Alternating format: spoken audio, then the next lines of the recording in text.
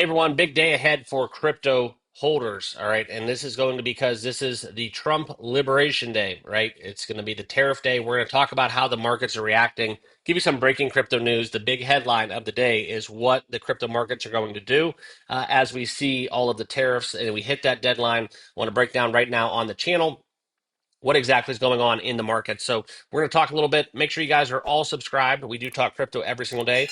Just hit that subscribe button, smash that like button, and as always, leave your comments down below. I'll give you guys kind of my thoughts and analysis as these markets unfold, and we get kind of into that broader narrative within the macro, what exactly is going down. Okay, so always please remember, not financial advice. Always do your own research and due diligence. I'm going to give you guys my thoughts.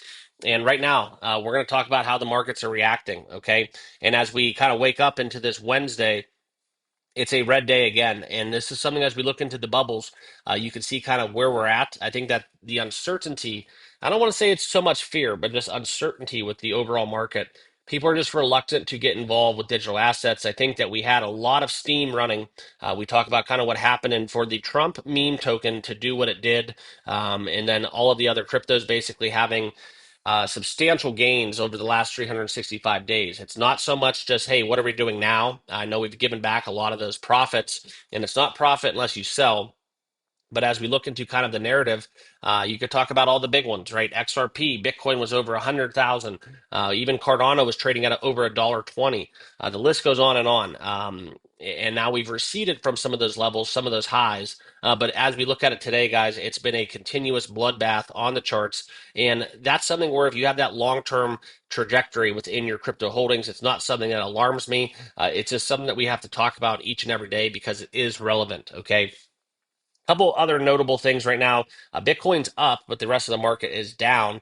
As we look at kind of Ethereum, they're showing some strength as well, potentially some exhaustion. I was looking into some of the numbers within Ethereum. We all know how much Ethereum, Donald Trump and his family were Liberty Financial, how much is owned by that whole entity. Also, XRP's essentially flat, almost down a 1% on the day, and then down the board, guys, you can see kind of the month, how we've all had red numbers with the exception of Toncoin, the only one really having a great month outside of the top 25.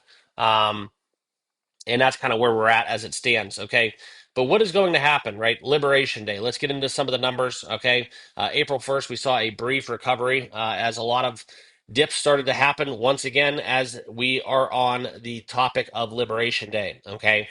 This is where we've landed on a trade strategy after the unpredictability that we've seen with a lot of these tariff threats. And right now, this stance that Trump has taken and what the United States is looking to do with tariffs has caused a lot of uneasiness. Okay. And that's why I think a lot of crypto traders, I've been talking about it. They're not sure if the market's going to be bearish, if it's going to be bullish. We really, quite frankly, don't know where we're at as traders. Okay.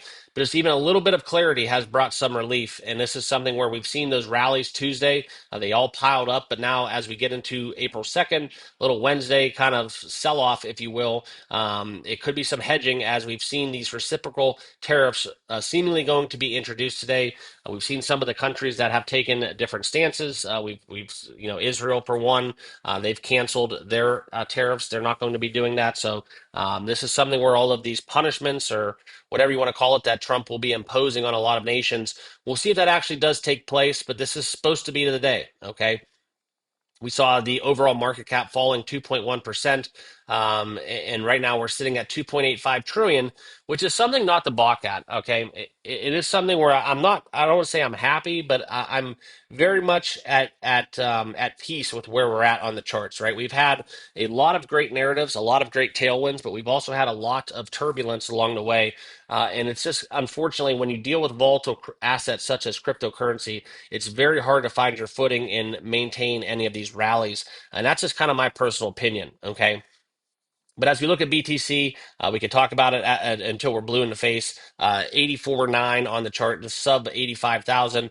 This is something where we look into some of the anxiousness for crypto traders right now. What will happen with these reciprocal tariffs? Okay. Well, this is why we need to look into history and find out what's relevant. 2019, we saw this once before. The NASDAQ sunk 12% while Bitcoin went up almost 70% as a lot of investors found some solace and went into the more traditional, went outside the more traditional markets that we see with the Dow and the NASDAQ. And this is something where we look for, maybe this has all been priced in. Maybe this is something that we've all kind of had the glimmer of thought that this would happen. So this is something where we could have seen maybe Bitcoin rallying. I personally don't think it's the case. I think it was more so just kind of the anticipation of the pro crypto forces that we would have with Trump in office. We have the crypto czar, we have the crypto committee, we have a strategic reserve. Talks of all of that have been all kind of what I think's been keeping us afloat. Without any of that, guys, I don't think that we'd be in a very good spot. I think that the potential for altcoin season would have been exhausted. And also, you do have to couple with that with the belief that we were running really, really hot for a extended period of time. Bitcoin was just hitting that upper level of threshold, trading above, 107,000, and then boom, just capped off. That was our ceiling, and we haven't really since even sniffed that. But this is something where we look into kind of this move, and I don't think it's a lot of the fear that we've seen really just doing it all. Okay, we go back to 2019 and that surge that we saw, a lot of that was because of the interest rate cuts that the Federal Reserve has done.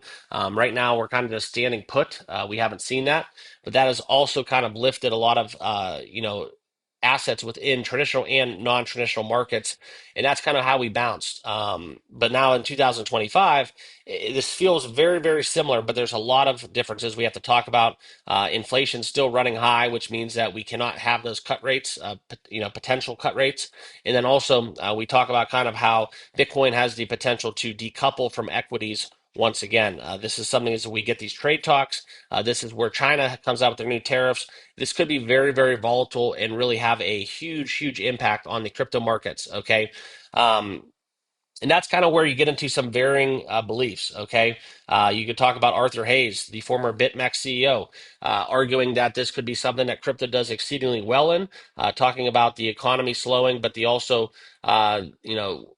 the backhand of that is that the Federal Reserve may have to step in to kind of handle the crisis, and then obviously help with some of the liquidity concerns. And then that could be something as monetary policy eases.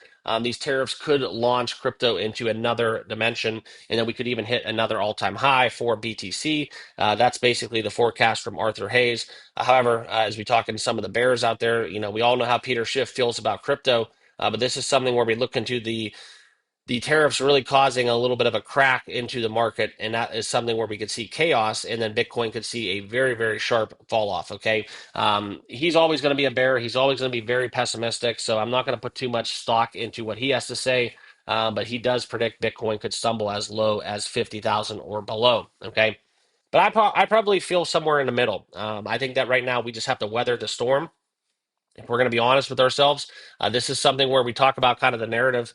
I think it's not bullish or bearish for crypto. Okay. I think it's something where this is just kind of a training wheels kind of exercise, right? We have a leash on. It's very, very much a wait and see approach that I'm taking. We'll see what happens. I'll never tell you guys to buy or sell your crypto. That's just what I'm doing. Okay. I'm sitting on the sidelines. I'm stabled up in a lot of assets. And I'm just kind of waiting till we get more clarity before I start, executing trades and getting back into the game. Okay. So we'll see what happens. I think that we are going to get a lot of open-ended threats. I think the tariffs are going to come off a little bit rash at first, but I don't think they're going to settle. And the actual numbers we're going to get, I don't think are going to be at with some of the projections we're getting. So we'll see how that all shakes out. But this is something where you look into kind of this liberation day, as Trump puts it. This is something where we could see as much volatility as we saw back when Trump was elected, back when he was inaugurated, and then we can go from there. But I think that right now, for me, it's a wait and see approach. This is kind of what we're looking at within the tariff talk. So we'll continue to monitor the situation, give you guys updates along the way. But I appreciate you guys all tuning in. Make sure you hit that like button, hit that subscribe button on your way out, and we'll update this situation as it unfolds. And we'll see you guys all in the next video. Cheers.